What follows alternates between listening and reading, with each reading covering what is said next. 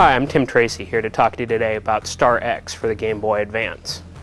This 3D shooter for the Game Boy Advance bears more than a passing resemblance to a certain 3D space shooter that you've probably seen on numerous Nintendo consoles over the years.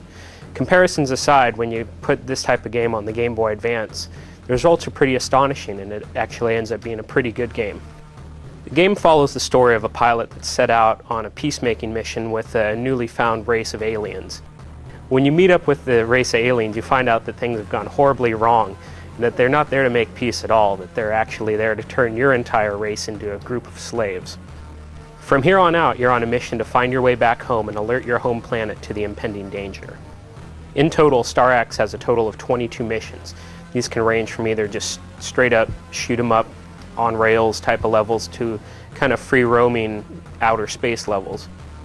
Given that the game does have quite a few missions, there's one thing that's a little bit lacking in this game, is that it doesn't have a battery save feature, and all it is equipped with is kind of a old school password feature.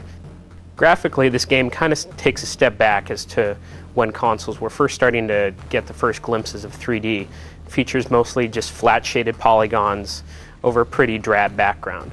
Now, while these graphics are kind of archaic by today's standards, when you actually take into account that you're playing this 3D space shooter on a Game Boy Advance, it's pretty cool. Even better still, the game keeps up a pretty good frame rate throughout, so the action is pretty fast, and it's a lot of fun to play. The sound in the game, on the other hand, is a little bit lacking. It sounds kind of simple and tinny and really repetitive. In the end, though, this is one game that you'll remember for being graphically impressive and fun to play, and not really one that you'll remember as being a complete package. One area that could have used a little bit more polish in this game is the controls. They're a little tricky to get a hang of at first, and they're kind of loose, but after you go through the first couple of missions, you'll pretty much get a hang of everything. In the end, Star X is a sight to be seen on the Game Boy Advance. While it does borrow heavily from other games, it does manage to stand out in its own right. While that is sometimes both good and bad, Star X is a worthy addition to any Game Boy Advance collection.